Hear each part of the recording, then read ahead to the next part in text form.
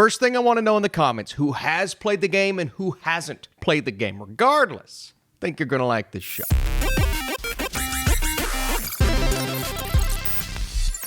What's up, Flick fans? Welcome back to the channel. Today we're talking Fallout on Prime Video. I've seen every episode.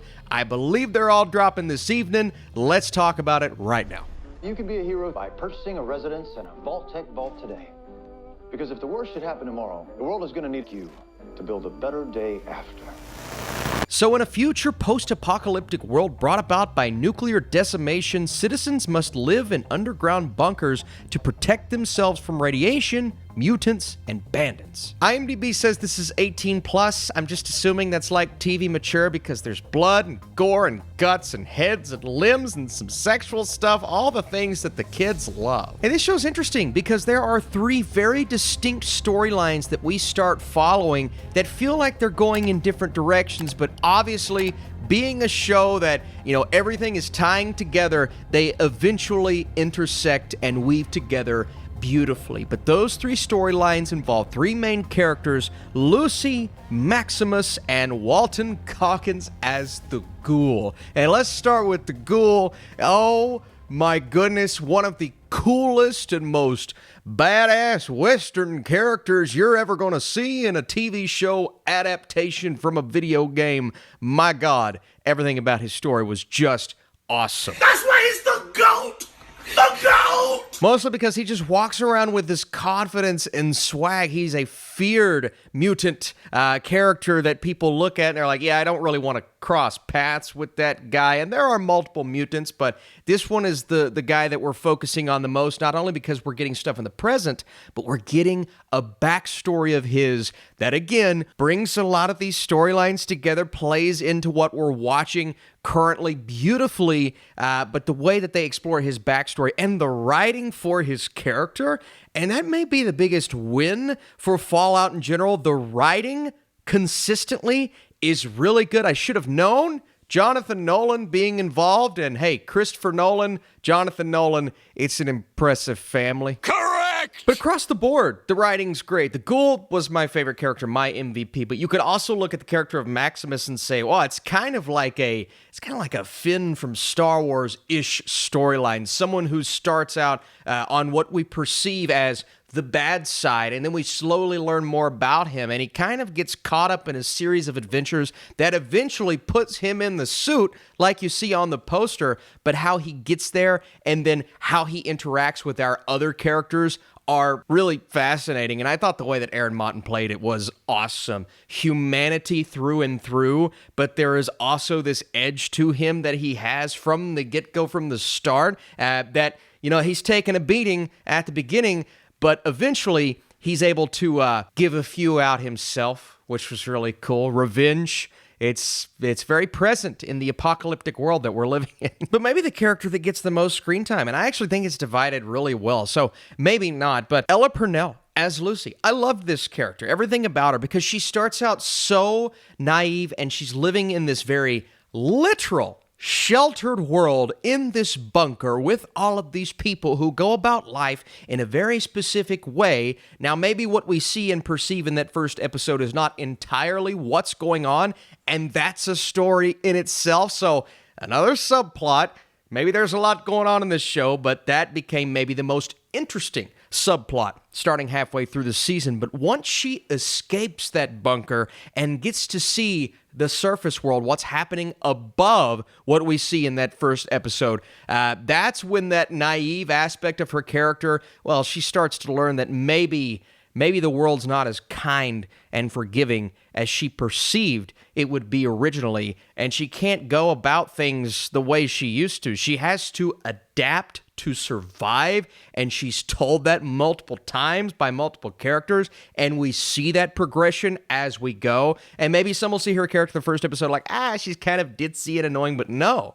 No. the world that we're living in Fallout is one that can take something like that and crush it. Crushed it into little tiny bite-sized pieces. So if you're asking the question, how familiar am I with Fallout? It's very surface level knowledge. I've seen super mutants, I've seen death claws, I know who some of the characters are from the game, I've played it a couple of times, but I don't know a lot of details. What I can tell you is that this specific story, it's not a full-on adaptation because we have different characters, different circumstances, and really a different series of stories altogether. But what they do nail, as far as I know, again, I want to hear a more hardcore fan's opinion once you watch, and maybe your thoughts going in to the episodes tonight. But I feel as if they did a great job bringing this world to life, and we're talking production design, the set pieces, the mutants, the monsters, the creatures that we fight, where occasionally we see that CGI kind of come through, but for the most part, it's a nice mixture of CGI and practical effects. But I just want to talk about how visually they're bringing this world to life in such an incredible way. Now, I was questioning it in the first episode because obviously we're not getting to see the outside world, and some of the things looked very like unfinished and not great CGI, and maybe it's the screeners that I had and I was able to watch, but I'm like, yeah, I don't love the way that this looks. But as soon as we exit that space, and really, as soon as we get into episode 2, the story picks up in general. I was not the biggest fan of episode 1. I liked what they were building, and I liked getting to know one of our main characters in Lucy. In reality, I was kind of worried because it doesn't have that darkness and grittiness that we slowly get as we move through. Now, there's one scene in particular with Walton Goggins' character that was awesome, and I'm like, okay, this show is getting off to a really cool start. I mean, literally the main beginning of the show, but there's also this wackiness to the first episode, and I get it. It's an apocalyptic world. A lot of the characters, they've kind of lost their minds, and there's this creepy thing going on that you don't really know about at the beginning, but it slowly starts to come to light and surface its way through. Okay, I was getting used to all of that, but as soon as we get into episode 2 and we start to see how these stories are playing out, and some people are going to watch and say, it's just, people walking around this apocalyptic wasteland, but I was really engaged with that story and the crux of the story, what they were after, or the adventure that they're going on, the reason why they're going on that adventure. It's not the craziest thing in the world. It's very simple. But as we get deeper into the conspiracies and what this journey is actually about and what certain characters mean, and then we're visiting other bunkers and we're introduced to some things that get really exciting, that's when the story really picked up. And about 5 episodes in, I'm sitting here going, this is one of my favorite video game adaptations. Again, not being the most hardcore fan of the game, but just the way they're bringing this world to life, expanding on the lore, and I would say eventually bringing more things in from the game that people love. That's what you want in a video game adaptation. That's what you want in quality writing, which again, from that standpoint, really worked for me. And by the time we get to the end and what it's building up to, really satisfying, really exciting, and Fallout fans, I think you're going to really like the way it is. Oh, this is just too good. Austin, you're not allowed to review this unless you've played every single Fallout game. Look, I understand that helps from my perspective and probably you watching this, but I haven't, and there's nothing I can do, okay? I don't believe you. But I'll tell you what, this makes me want to play the games more, and that's what you want from the show like this, to grab the fans and the non-fans and bring them all together.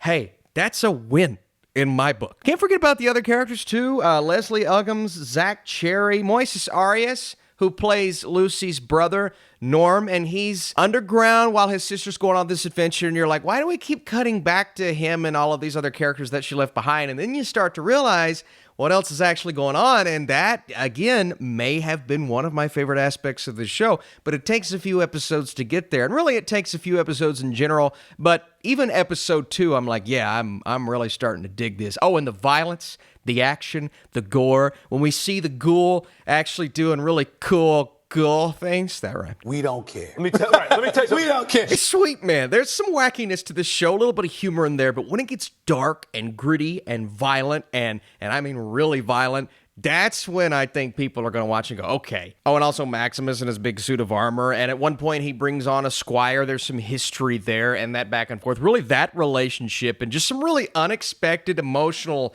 some touching moments in this show that You know, again, dynamic Westworld-esque storytelling across the board. I know that's an easy comparison because of Jonathan Nolan, but it's much more that than The Last of Us. I think The Last of Us has somewhat of a different tone, but this fits. Post-apocalyptic world, people are losing their minds, and some crazy character and creature designs. Before I give you my score of this season, 1, would you like a spoiler review? Because I want to talk about the ending. 2, I need you to leave your thoughts down below. And if you enjoyed this review and you want to see more things like it, dropping that thumbs up is very helpful. I appreciate it. I can't wait to go on this journey with you all and review every possible thing I can on streaming. So if you like that, subscribe. If you don't like it, I get it. Oh shit, I'm sorry. I went in with hesitation, but Fallout is fantastic. We are given 3 distinct storylines that weave together beautifully, and this apocalyptic backdrop is stunning. Production design is top-notch, but the writing is surprisingly the hero. Walton Goggins is having a blast, but all 3 of our leads are MVPs. The world is so unique, and they flesh it out beautifully. Like I said, episode 1 starts out slow,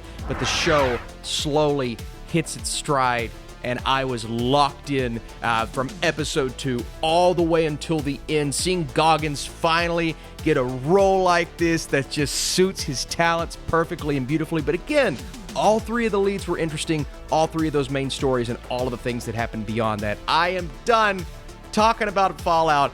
Man, I'm kind of obsessed with this show, man. Just this world. I want to see more. Do you want to see more Fallout on Amazon Prime? Let me know. Appreciate you for watching. More reviews right here. This weekend, I'm watching Civil War.